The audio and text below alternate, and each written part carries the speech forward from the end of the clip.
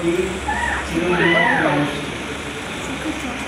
আসলে মানবতা সবকিছু উঠে উঠে এই মহান ব্যক্তিরা যে মানবিকতার জায়গায় চলে গেছে, যে বিশ্ব সামাজিকতা চলে গেছে, আমরা প্রতি মুহূর্তে তার থেকে ধার করি এবং আমরা আমাদের মতো করে নতুন করে কিছু সৃষ্টি করার চেষ্টা করি।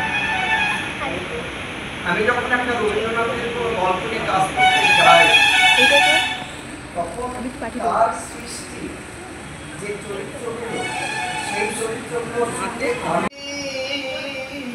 পদ্মা নদীর নাইয়া, আমি পদ্মা নদীর নাইয়া, সাজের বেলা নাও বাহিয়া যাই, গায়ে পারে সাইয়া, আমি পদ্মা নদীর নাইয়া, আমি পদ্মা নদীর নাইয়া। তিনটে শালিক ঝগড়া করে বলতে গিয়ে আমি খুব দ্রুত বলেছি, মনে করলাম আমি খুব ভালো বলেছি, সবাই হাততালিও দিল, খুব খুশি হলাম। এবং ওই রাস্তা থেকে আমি এই মাঠটা যা ঘুরে আসছে, তিনজন আমার হাত চেপে ধরেছে, প্রত্যেকে বলছে দারুণ বলেছো, তুমি আরেকবার বলো। তো তাকে শোনালাম। এরকম তিনবার শোনানোর পরে চতুর্থ জনের সময় বুঝতে পারলাম আসলে আমি এত দ্রুত বলেছি যে কেউ কিছু বুঝতে পারেনি। তো আমার কখনো খারাপ লাগেনি। তারপরে থেকে আমি খুব কম্পিটিশনে যোগ দিলাম। দেখে যেন মনে হয় চিনি উহারে,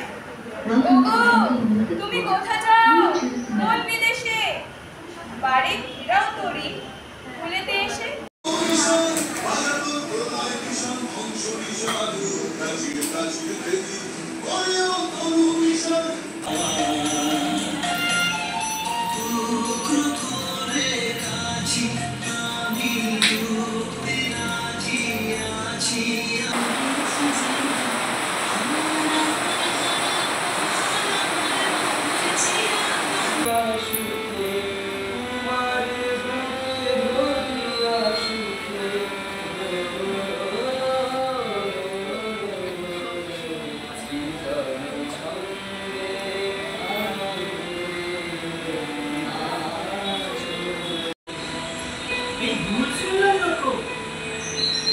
আগে যাতে দিনে দুবার শনি ঠাকুরের দর্শন পাইতাম শ্রীরামপুর স্থানে, সাড়ে কপাল ঠুকে গড়